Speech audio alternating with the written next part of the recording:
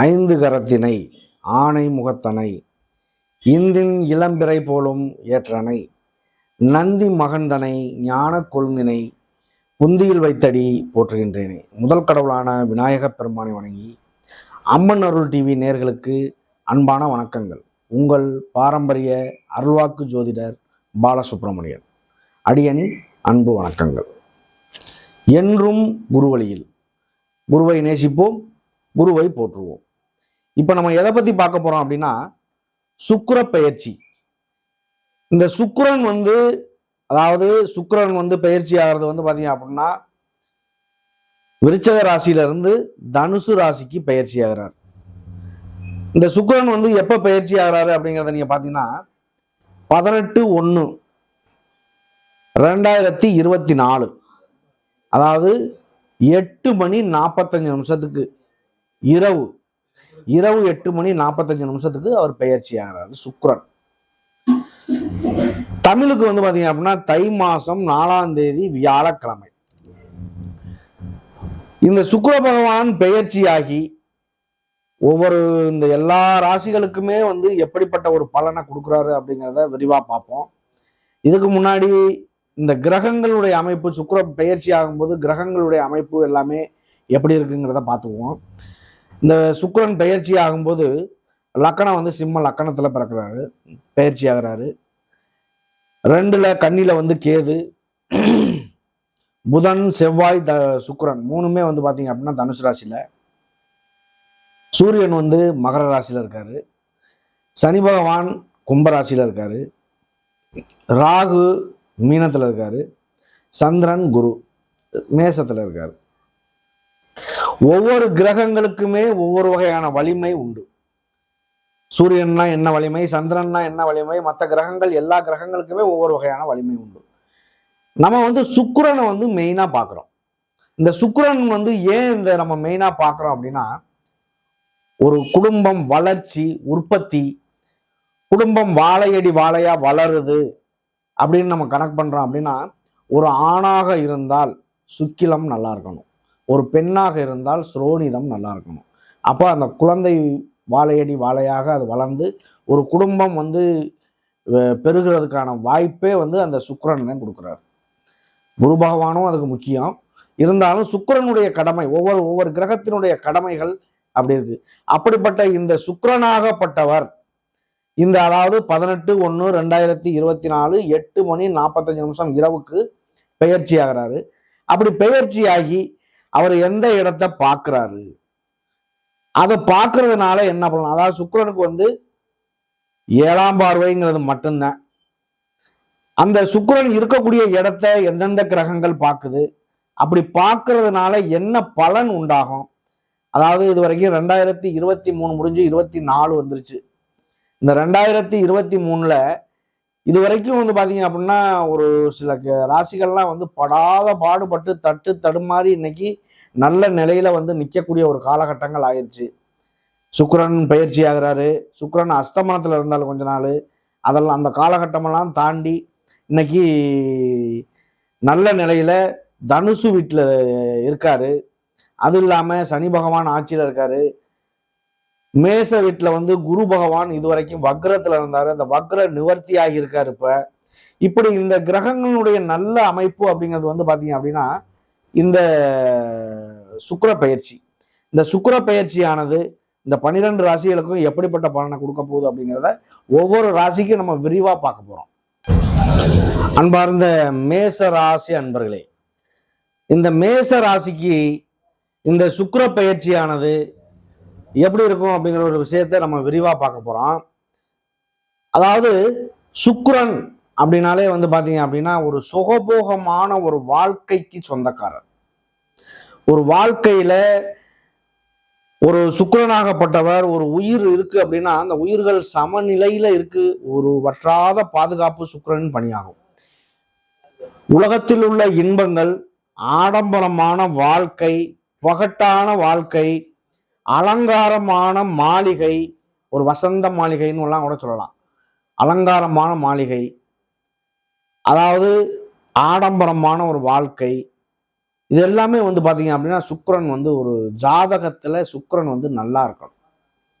ஒரு ஜாதகத்துல சுக்கிரன் எந்த அளவுக்கு அமைவு இருக்கோ அந்த அளவுக்கு அவருடைய வாழ்க்கையில ஆரம்பத்துல இருந்து அவர் கடைசி காலம் சாகுற வரைக்குமே ஒரு மனிதன் ராஜ வாழ்க்கையில வாழ்ந்துட்டு சாகுறேன் அப்படின்னா அதுக்கு சுக்கிரனும் முக்கிய பங்களிப்பு.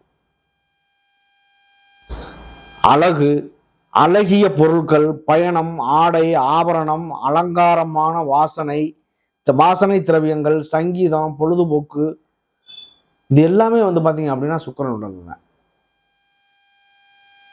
இது இல்லாம ஆணா இருந்தால் சுக்கிலம், பெண்ணாக இருந்தால் சுரோனிதம். அதாவது இதுல உள்ள ஒரு சுக்கிலம் சுரோனிதம் உடல்ல சமநிலை, நீர் சுரப்பிகள், இது எல்லாமே அதுதான். இப்ப நீரழிவு நோய் வருது, பால்வினை நோய் வருது, பல நோய்கள்லாம் வர்றதுக்கும் காரணம் சுக்கிரன் இருக்கார். சுக்கிரன் ஒரு ஜாதகத்தில் பலமாக அமைவதும் பலவீனமாக அமைவதுமே பலன். ஒரு ஜாதகத்துல சுக்கிரன் நல்ல விதத்துல நல்ல நிலையில இருக்காரு அப்படின்னா நல்லாவே இருக்கும். சுக்கிரன் அஸ்தமனமாவோ இல்ல வக்ரமாவோ இல்ல சுக்கிரன் நீசமாகிறதோ இந்த மாதிரி ஒரு சூழ்நிலைகள்லாம் இருந்துச்சு அப்படின்னா ஒரு ஆணாக இருந்தால் குழந்தை என்பது அவங்களுக்கு பாத்தீங்க அப்படின்னா ஒரு வகையில கேள்விக்குரிய ஆகும். முழுமையான விஷயம் இது மட்டும்தான் சொல்லிட முடியாது, அது அவரவருடைய விதி ஜாதகத்தை பொறுத்தது. இருந்தாலும் இந்த சுக்கிரன் அஸ்தமனமாவது, சூரியன் பக்கத்துலதான் இருப்பாரு, ஒரு கட்டத்துல 2 கட்டம் 90 டிகிரிக்குள்ளதான் அவர் பயணமே செய்வார். அப்போ அவருடைய இது பாத்தீங்க அப்படின்னா எந்த நிலையில இருக்காரு அப்படிங்கிறத வச்சுதான் ஒரு நிர்ணயமே பண்ண முடியும். சுக்கிரன் ஒரு நல்ல நிலையில இருக்கும் பொழுது அவருடைய வாழ்க்கையில எந்த விதமான குறைபாடு இருக்காது. ஒரு ஆணாக இருந்தால் ஒரு சுக்கிரனுடைய அமைவு, ஒரு ஜாதகத்துல சுக்கிரனுடைய அமைவை வச்சுதான் அவருக்கு வர்ற மனைவி எப்படி இருக்கும் அப்படிங்கிற ஒரு விஷயத்தையே நம்ம கணக்கே எடுக்க முடியும். அப்ப இதை பொறுத்தளவுக்கு சுக்கிரன் ஒரு நல்ல நிலையில இருக்காரு அப்படின்னா அவங்களுக்கு எந்த விதமான ஒரு கவலைங்கிற ஒரு விஷயமே இல்லை. கண்டிப்பாக இப்ப 4ல இருக்காரு, நல்ல நிலையில இருக்காரு, ஆடம்பரமான வீடு கட்டுவார். இருக்கக்கூடிய பாவகத்தை பொறுத்து நல்ல வீடு கண்டிப்பாக. சுக்கிரனுடைய இருக்கக்கூடிய ஆதிக்கம் உள்ளவர்கள், இந்த சினி ஃபீல்டுல இருக்கக்கூடியவர்கள் பாருங்க, கண்டிப்பா சுக்கிரன் சந்திரன் இந்த மாதிரி எல்லாம் இருக்கக்கூடிய இணைவுல இருப்பாங்க. சந்திரன்னா நடிப்பு, சுக்கிரன்னா அழகு சார்ந்த பொது விஷயங்கள், ஆடம்பரமான வாழ்க்கைகள், பிரபலமா ஆகிறது, இந்த மாதிரி ஒரு விஷயங்கள் எல்லாமே பாத்தீங்க அப்படின்னா சுக்கிரனுடைய ஆதிக்கம்.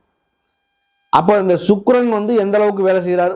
எல்லா கிரகமுமே வேலை செய்யுது, ஒவ்வொரு கிரகமுமே ஒவ்வொரு வகையான வேலையை செய்யுது. ஆனா சுக்கிரனுடைய பங்களிப்பு என்ன அப்படிங்கிறத நம்ம முழுமையா தெரிஞ்சுக்கணும் அப்படிங்கிறதுக்காக அதை ஒரு பயிற்சியாவே நம்ம போடுறோம். சரி, இந்த மேசராசிக்கு இந்த சுக்கிரனாகப்பட்டவர் பாத்தீங்க அப்படின்னா உங்களுக்கு 2ஆம் வீட்டு அதிபதி, ரிஷப ராசியினுடைய அதிபதி சுக்கிரன். அது இல்லாம உங்களுக்கு 7ஆம் வீட்டு அதிபதி சுக்கிரன். இந்த 7ஆம் வீட்டு அதிபதியும் 2ஆம் வீட்டு அதிபதியும் சுக்கிரன்கிறதுனால அவர் உங்களுக்கு நல்ல நிலையில இருக்காரு அப்படின்னா அது எந்த விதமான குறைபாடுமே இல்லை. இப்போ உங்களுக்கு 9ஆம் இடத்துல சுக்கிரன் இன்னைக்கு இருக்கார். சுருக்கமா அந்த மேசராசியை பொறுத்தளவுக்கு 9ஆம் இடத்துல சுக்கிர பகவான் இருக்கார். சுக்கிர பகவான் இருந்து அந்த 9ஆம் வீட்டு அதிபதியும் 12ஆம் வீட்டு அதிபதியும் குரு பகவான். குரு பகவான் உங்களுடைய ராசியில, மேச ராசியில இவ்வளவு நாள் பாத்தீங்க அப்படின்னா ராகுடைய பிடிக்கல இருந்தார். ராகு எது பயிற்சி ஆயிடுச்சு. அடுத்து பாத்தீங்க அப்படின்னா குரு பகவான் வக்ரத்துல இருந்தாரு.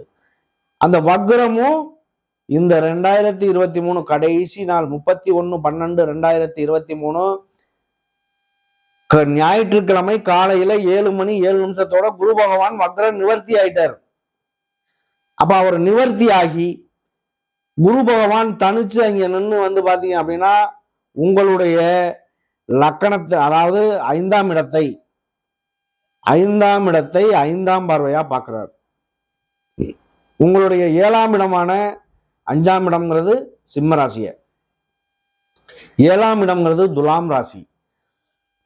இந்த துலாம் ராசியை பாத்தீங்க அப்படின்னா 7ஆம் பார்வையா, கலத்திரஸ்தான பார்வையா, டைரக்டான பார்வையா பார்க்கிறார். உங்களுடைய 9ஆம் இடமான பாக்கியஸ்தானத்தை 9ஆம் பார்வையா பார்க்கிறாரு. அப்ப இந்த சுக்கிரனுடைய இருக்க இடத்தை குரு பகவான் பார்க்கும் பொழுது உங்களுக்கு என்னென்ன நிலைகள் இருக்கும், மாறும் அப்படிங்கிற ஒரு விஷயத்த நம்ம விரிவா பார்த்துருவோம். இப்ப குரு பகவான் இருக்கக்கூடிய இடத்தை விட பார்க்கக்கூடிய பார்வைக்கு பலன் அதிகம். அதனாலதான் நம்ம குரு பார்த்தால் கோடி நன்மை சொல்றோம்.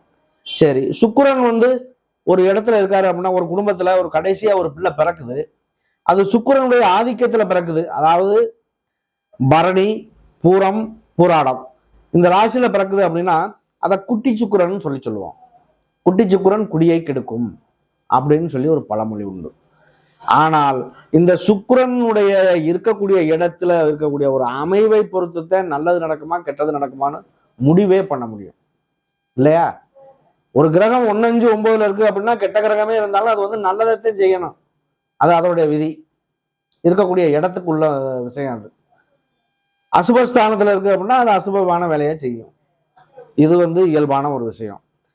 அப்போ உங்களுடைய ராசிக்கு இந்த சுக்கிர பகவான் பாக்கியஸ்தானத்துல இருந்து குருவினுடைய பார்வை படும் பொழுது உங்களுடைய 5ஆம் இடத்தை பார்க்கறதுனால குலதெய்வ ஸ்தானங்கள், பூர்வ புண்ணிய ஸ்தானங்கள், அது இல்லாம அதாவது ஒரு திருமணம் ஆகாத நபர்களுக்கு திருமணம் ஆகிறது, காதல் திருமணங்கள் கைகூடும். கண்டிப்பா இந்த சுக்கிரன் அப்படின்னாலே பாத்தீங்க அப்படின்னா ஒரு காதல் திருமணம், ரொம்ப நாளா நீண்ட நாளா லவ் பண்ணிக்கிட்டு இருக்கேன், திருமணமே அமையுமா அப்படிங்கிற ஒரு சூழ்நிலை உள்ளவர்கள் எல்லாமே ஒரு நல்ல ஒரு 2024 ஒரு நல்ல ஒரு விடிவு காலமா அமையும். அது இல்லாம குலதெய்வங்கள் எதுனே தெரியல அப்படின்னு நிறைய பேர் இருக்காங்க. அந்த மாதிரி உள்ளவர்களுக்கு எல்லாமே குலதெய்வ ஸ்தானங்கள் கண்டிப்பாக நல்லது நடக்கும். குலதெய்வம் எங்கே இருக்குன்னு தெரிய வரும். அது மூலியமா கிடைக்கக்கூடிய அருள்கள், வைப்ரேஷன் எல்லாமே நல்லதாக அவங்களுக்கு அமைய வாய்ப்பு உண்டு. அடுத்து 7ஆம் இடத்தை பார்க்கிறாரு. 7ஆம் இடத்தை டைரக்டாக அவர் பார்க்கும் பொழுது திருமணம் சார்ந்த விஷயங்கள், மறுமணம் சார்ந்த விஷயங்கள், இந்த 5ஆம் பார்வையா பார்க்கறதுனால 5ஆம் இடத்தை பார்க்கறதுனால குழந்தைகள் ஸ்தானம், குழந்தை பேர் இல்லாதவங்களுக்கெல்லாம் பார்த்தீங்க அப்படின்னா குழந்தை பேரு கண்டிப்பாகும். இப்ப ஒருத்தருக்கு குழந்தை பேரு இருக்கணும் அப்படின்னா நம்ம முதல்ல சொன்னோம், ஆணாக இருந்தால் சுக்கிலம் நல்லா இருக்கணும், பெண்ணாக இருந்தால் சுரோனிதம் நல்லா இருக்கணும் அப்படின்னு. இப்ப பரணி நட்சத்திரம் 3ஆம் பாதத்துல கார்த்திகை நட்சத்திரம் 1ஆம் பாதம் வரைக்கும் இருக்காரு அப்படின்னா, சுக்கிரன் இருக்காரு அப்படின்னா, அவர் அங்க இருந்துச்சு ஒரு ஆணுக்கு இருக்கு அப்படின்னா அவங்களுடைய குழந்தை பிறப்பு அப்படிங்கிறது ஒரு வகையில கேள்விக்குறியாகும். ஏன் அப்படின்னா, அதாவது பரணி அப்படிங்கிறது பாத்தீங்க அப்படின்னா அடுப்பு, கார்த்திகைங்கிறது சூரியன் நெருப்பு. அப்போ அந்த இடத்துல சுக்கிரன் போறாரு அப்படின்னா அவருடைய நிலை என்னாகும், அந்த சுக்கிரம் அப்படிங்கிறது ஒரு ஆணுக்கு நீத்து போறதுக்கான ஒரு வாய்ப்பு. அப்ப அந்த மாதிரி இருக்கக்கூடிய காலங்கள்ல ஒரு சிலருக்கெல்லாம் பாருங்க, அதாவது டெஸ்ட் பேபி அந்த மாதிரி எல்லாம் போறாங்களே, என்ன காரணம்?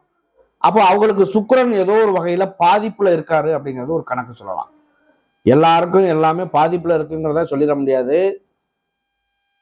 நான் சொல்லக்கூடிய விஷயங்கள் எல்லாமே பாத்தீங்க அப்படின்னா பொதுவான பலன் தான். இந்த ராசிக்கு இந்த மாதிரி இருக்கும் அப்படிங்கிறத பொதுவா சொல்றேன். உங்களுடைய ஜாதகத்தில், விதி ஜாதகத்தில் என்ன அமைப்பு இருக்குங்கிறது தெரியாம ஒரு முடிவை எடுத்து சொல்லிட முடியாது. இப்ப நான் சொல்லக்கூடிய ஒரு விஷயம் ஒரு 80% 60% பொருந்தலாம். மிச்சம் உங்களுடைய விதி ஜாதகத்தை பார்க்கணும். பார்த்து அது மூலியமா செயல்படும் பொழுதுதான் கண்டிப்பாக உங்களுக்கு அந்த ஒரு நல்லது கெட்டது அப்படிங்கிறதே தெரிய வரும் இல்லையா? இப்ப பெண் அப்படின்னா சுரோனிதம் நல்லா இருக்கணும் அப்படின்னு சொல்றோம். இருந்தாலும் ஆணுக்கு சுக்கிலம் நல்லா இருக்கணும்னு நம்ம ஏன் சொல்றோம் அப்படின்னா, அதுல குழந்தை பேர்ல எந்த விதமான குறைபாடு வரக்கூடாது. என்னதான் கல்யாணம் ஆகி ஒருத்தர் சும்மா இருக்காங்க அப்படின்னாலும் குழந்தை பேர் இல்லை அப்படின்னா அதனுடைய வாழ்க்கை இனிப்பா இருக்காது. அப்ப அவங்கள பொறுத்தளவுக்கு ஒரு வாழ்க்கையில இன்பம் பெறணும் அப்படின்னா குழந்தை செல்வம், மழலை செல்வம் கண்டிப்பாக வேணும். அப்ப அதை பொறுத்தளவுக்கு கண்டிப்பாக நடக்கணும் அப்படின்னா சுக்கிரன் ஒரு ஆதிக்கம் நல்லாக இருக்கணும் ஒரு ஜாதகத்துல. உங்களுடைய விதி ஜாதகத்தை பார்க்காம மற்ற விஷயத்த முடிவு பண்ணிடாதீங்க. இந்த சொல்ற விஷயம் 100க்கு 100 நமக்கு நல்லது நடக்குது கெட்டது நடக்குது அப்படிங்கிற ஒரு முடிவெல்லாம் பண்ண முடியாது. உங்களுடைய விதி ஜாதகத்துல என்ன பலன் வருதோ அதுதான் உங்களுக்கு விதி, மதி, கதி. அதாவது விதி என்பது உங்களுடைய விதி ஜாதகம், மதி என்பது நடக்கக்கூடிய தசாபுத்தி, அது இல்லாம கதி என்பது, கோச்சாரம், எந்தெந்த கிரகங்கள் எங்கெங்க இருக்கு அப்படிங்கிறத மூணையுமே பார்த்து ஒரு முடிவு பண்ணி சொன்னா மட்டும்தான் ஜாதகத்துல சிறப்பா இருக்கும். அதுதான் விதி ஜாதகத்தினுடைய பலன் சொல்றது. உங்களுடைய ஜாதகம் நீங்க பார்க்கணும் அப்படின்னு நீங்க நினைச்சீங்க அப்படின்னா, ஜாதகம் பார்க்கறதா இருக்கட்டும், ஜாதகம் ஆலோசனை பண்றதா இருக்கட்டும், திருமண பொருத்தங்கள், ஜாதகம் எழுதுறது, இந்த மாதிரி ஒரு விஷயங்களே இருந்தாலும் அதுல வந்து பாருங்க, ஸ்கிரீன்லேயே நம்பர் வரும். அந்த நம்பரை தொடர்பு கொள்ளலாம். நீங்க தாராளமா எந்த விஷயமா இருந்தாலும் அதுக்கான கண்டிப்பாக நாங்கள் எப்போ போன் அடித்தாலுமே அது வந்து லைவ்ல தான் இருக்கும். சரி, இந்த மேச ராசிக்கு சுக்கிர பகவான் ஆகப்பட்டவர் 9ல் இருக்கிறதுனால குரு பகவான் உங்களுடைய ராசியில இருந்தே 9ஆம் பார்வையா குரு, நீங்க சுக்கிரன் இருக்கக்கூடிய இடமான தனுசு ராசியை 9ஆம் பார்வையா பார்க்கிறார். அப்ப பார்க்கும் பொழுது 9 என்பது அதாவது உழைப்பில்லாத வருமானம், அப்பாவின் வழியில வரக்கூடிய சொத்துக்கள், அப்பா வழி சொத்துக்கள், கோர்ட்டு கேஸு, வம்பு வழக்கு, இந்த மாதிரி இருக்கக்கூடிய இடங்கள், இதெல்லாமே ஒரு அதிர்ஷ்டமா தேடி வரக்கூடிய ஒரு நேரம். ஒரு சிலருக்கு லாட்டி சீட் அடிக்கலாம், புதையல் எடுக்கலாம், இந்த மாதிரிலாம் கூட அமையலாம். அவரவருடைய விதியினுடைய அமைவை பொறுத்து, பிறப்பினுடைய அம்சத்தை பொறுத்து, உங்களுடைய ஜாதக அமைவை பொறுத்து, இது வரைக்கும் நமக்கு வந்து பார்த்தீங்க அப்படின்னா அதிகப்படியான ஜாதகம் கொடுத்ததுல இந்த மேச ராசிக்காரர்கள் அதிகம். எனக்கு ராகு கேது இருக்கு, குரு பகவான் வக்ரத்துல இருக்காரு, எங்களுடைய நிலை எப்படி இருக்கும்னு கேட்ட எல்லாருக்குமே இந்த 2024 அருமையான பொன்னான காலம். இந்த சுக்கிர பயிற்சியானதும் சரி, இந்த குரு பகவான் உங்களுடைய ராசியை பார்க்கறதும் சரி, எல்லா வகையிலையுமே ஒரு நல்லது நடக்க வாய்ப்பு இருக்கு. இந்த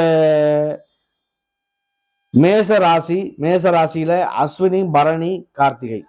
அஸ்வினி நட்சத்திரம் 4 பாதங்கள், பரணி நட்சத்திரம் 4 பாதங்கள், கார்த்திகை நட்சத்திரம் 1 பாதங்கள், மொத்தம் 9 பாதங்கள். 9 பாதங்கள் உள்ளடக்கியதான் ஒரு ராசி. அப்ப இந்த காலபுருஷ தத்துவப்படி 1வது வீடான மேச வீட்டுக்கு வந்து பாத்தீங்க அப்படின்னா உங்களுடைய லாபஸ்தானத்துல 11ஆம் இடமான லாபஸ்தானத்துல சனி பகவான் இருக்காரு. அது ரொம்ப பெரிய விஷயம், அதை யோசிக்கணும். சனி பகவான் உங்களுடைய ராசியில 11ஆம் இடத்துக்கு லாபஸ்தானத்துல இருக்கிறதுனால உங்களுக்கு ரொம்ப ரொம்ப ஒரு சிறப்பான ஒரு விஷயம். அது ஆட்சி பலத்துல இருக்காரு. அதுவும் அது இல்லாம உங்களுடைய 5ஆம் இடம், 7ஆம் இடம், 9ஆம் இடமெல்லாம் பார்வையும் இடுறதுனால குரு பார்த்தால் கோடி நன்மை உண்டாகும். இந்த அஸ்வினி நட்சத்திரம் என்பது கேதுவுடைய நட்சத்திரம். கேது பகவான் உங்களுக்காக 6ஆம் இடத்துல இருக்காரு. 6ஆம் இடத்துல இருக்கிறது அவர் வந்து ஓரளவுக்கு ஒரு நன்மையை செய்யறதுக்கான வாய்ப்புகளும் உண்டாகும். அஸ்வினி என்பது கேதுவுடைய நட்சத்திரங்கிறதுனால கேது பகவான் 6ஆம் இடத்துல இருக்கிறதுனால விநாயகர் வழிபாடு, இந்த அஸ்வினி நட்சத்திரக்காரர்கள் விநாயகர் வழிபாடு, ஆஞ்சநேயர் வழிபாடு நல்லா பண்ணுங்க. அதுவே உங்களுக்கு ஒரு நல்ல ஒரு வாழ்க்கையை தருவதற்கான வாய்ப்புகள் உண்டாகும். அது இல்லாமல் அடுத்து வந்து பார்த்தீங்க அப்படின்னா பரணி நட்சத்திரம். இந்த பரணி நட்சத்திரம் வந்து சுக்கிரனுடைய நட்சத்திரம். பரணி நட்சத்திரம் தரணி கட்டி ஆளணும் அப்படிங்கிறது ஒரு பழமொழியே சொல்லுவாங்க. ஆனா சுக்கிரன் உங்களுடைய ஜாதகத்தில் எந்த நிலையில இருக்காருன்னு பார்க்கணும். அதாவது நல்ல நிலைக்கு போறதும் கெட்ட நிலைக்கும் போறதும் ஜாதகத்தினுடைய அமைவை வச்சுதான். சொந்த முயற்சி இருக்கணும், உடல் உழைப்பு இருக்கணும். எதுவுமே இல்லாம ஒரு வாழ்க்கையில வெற்றி பெறும் அப்படின்னு நம்ம நினைச்சோம் அப்படின்னா அது தவறு. நேர காலங்களுக்கு தகுந்தாற்போல் எல்லா வகையிலையும் திறமைகளை வளர்த்துக்கக்கூடிய தன்மையை உண்டாக்கிக்கணும். அப்போ வெற்றிங்கிற ஒரு விஷயம் தேடி வரும். சரி, இந்த பரணி நட்சத்திரக்காரர்களுக்கு சுக்கிரன் வந்து உங்களுக்கு பாக்கியஸ்தானத்துல இருக்கிறதுனால உங்களுடைய 3ஆம் இடத்தை பார்க்குறாரு, சகோதர ஸ்தானத்தை. அது இல்லாம செவ்வாயும் அங்கேதான் இருக்காரு, புதனும் அங்கேதான் இருக்காரு. அந்த வீட்டினுடைய 9ஆம் வீட்டு அதிபதி குரு பகவான் உங்களுடைய ராசியிலே இருந்து அவருடைய வீடான தனுசு ராசியவே 9ஆம் பார்வையா பார்க்கறதுனால ஆடம்பரமான வீடு, நல்ல ஒரு வாழ்க்கை, காரு, பங்களா, நல்ல ஒயிட் அண்ட் ஒயிட்ல ட்ரெஸ்ஸு, இந்த மாதிரி ஒரு வாழ்க்கைகள் அமையும். ஒரு கீழே அதாவது அடிமட்டத்தில் இருக்கக்கூடிய ஒரு நிலையாக இருந்தாலும் இந்த மாதிரி சூழ்நிலைகள் வரும் பொழுது நல்ல ஒரு நிலைக்கு வருவதற்கான வாய்ப்புகள் உண்டாகும். இந்த பரணி நட்சத்திரக்காரர்களுக்குமே இந்த பரணி நட்சத்திரம் 4 பாதங்கள் உண்டு. 4 பாதமுமே ஓரளவுக்கு நல்லாவே இருக்கு, எந்த வகையிலையும் குறைகள் இல்லை. அடுத்து வந்து கார்த்திகை நட்சத்திரம். இந்த கார்த்திகை நட்சத்திரம் என்பது சூரியனுடைய நட்சத்திரம். இந்த சூரிய பகவான் இந்த ராசியில வரும் பொழுது அவருடைய நிலை வந்து பாத்தீங்க அப்படின்னா உச்ச நிலை. இந்த உச்ச நிலை அடைந்து மற்ற கிரகங்கள் எல்லாமே ஒரு நல்ல நிலையில இருக்குன்னா கவர்மெண்ட் வேலை, ஒரு உயர் பதவி, அரசியல் வாழ்க்கையில உயர்வான விஷயம், ஒரு நல்ல ஒரு வாழ்க்கை, காரு பங்களா ஆடம்பரமான வாழ்க்கை எல்லாமே வந்து பாத்தீங்க அப்படின்னா இந்த சுக்கிரன் அமைவை பொறுத்து. ஒரு பெரிய பங்களா பாருங்க, ஒரு நல்ல ஆடம்பரமா கட்டியிருப்பாங்க. அந்த சுக்கிரன் வந்து அவங்களுக்கு நல்ல நிலையில இருக்கும். சுக்கிரன் நல்ல நிலையில இல்லை, செவ்வாய் நல்லா இல்லை, குரு பகவான் நல்லா இல்லை, அப்படியெல்லாம் இருக்கும்போது எப்படி இருக்கும்? அப்போ ஒரு வீடு கட்டுறதுங்கிறது ஒரு கஷ்ட சூழ்நிலை ஆகும். ஒவ்வொரு கிரகத்துக்கும் ஒவ்வொரு வகையான மகிமை உண்டு. இந்த சூரிய பகவானுடைய நட்சத்திரக்காரர்கள் கார்த்திகை நட்சத்திரக்காரர்கள் எப்பவுமே ஒரு கண்டிப்பு தகுந்தது. அதாவது அவங்களுடைய வாழ்க்கையில எப்பவுமே வந்து பாத்தீங்க அப்படின்னா ஒரு அடக்குமுறை, அடக்கக்கூடிய தன்மை, 10 பேருக்கு ஒரு உயர்வான பதவி, அதுக்கு அவங்க 10 பேரை வழி நடத்தக்கூடிய தன்மை எல்லாமே அவங்களுக்கு இருக்கும். எந்த வகையிலையும் குறைவு இருக்காது. அப்ப அப்படிப்பட்ட இந்த கார்த்திகை நட்சத்திரக்காரர்களுக்குமே இந்த சுக்கிர பெயர்ச்சியானது, சுக்கிரனுடைய பயண காலம் 1 மாத காலம். அதாவது நீண்ட நாள் பயணம் செய்யக்கூடிய கிரகங்கள், அவ்வளவு நாளையில நீண்ட நாள் பயணம் செய்யக்கூடிய காலங்கள். இப்போ வந்து குரு பகவான் வந்து பாத்தீங்க அப்படின்னா 1 வருஷம், ராகு கேது ரெண்டுமே 1.5 வருஷம், சனி பகவான் வந்து 2.5 வருஷம். இது இயல்பானது. இதுல வக்ரகதி காலங்கள் அடையும் பொழுது கொஞ்சம் நாட்கள் கூட ஒரு வாய்ப்பு உண்டு. கிட்டத்தட்ட சுக்கிரன் வந்து பாத்தீங்க அப்படின்னா 18 மாசத்துக்கு ஒரு வாட்டி வந்து பாத்தீங்க அப்படின்னா ஒரு வக்ரம் ஆயிடுவார். அவர் வக்ரமாகிறாரு அப்படின்னா கிட்டத்தட்ட ஒரு 45 நாள் 50 நாள் அந்த வானியெல்லாம் வக்ரமாக வாய்ப்பு உண்டு. இந்த 2023 இந்த சுக்கிரன் வந்து அஸ்தமனம் ஆயிருந்தார். ஆயிருக்கையில் இப்போ வந்து பாத்தீங்க அப்படின்னா நிறைய பேர் இந்த கம்ப்யூட்டர் சம்பந்தமா, சாப்ட்வேர் சம்பந்தமா நிறைய பேர் வேலையை கூட இழந்துட்டாங்க. அப்படிப்பட்ட வேலையை இழந்தவர்கள் எல்லாருக்குமே இனி இந்த 2024 என்பது ஒரு நல்ல ஒரு வாய்ப்பாக கிடைக்கும். எந்த வகையிலையும் குறைபாடுகள் இருக்காது. அப்போ இந்த அஸ்வினி, பரணி, கார்த்திகை 3 நட்சத்திரக்காரர்களுக்குமே ஒரு நல்ல ஒரு வாய்ப்பா இருக்கு. வாய்ப்புகள் எதுவாக இருந்தாலும் பயன்படுத்துங்க. நன்றி, வணக்கம்.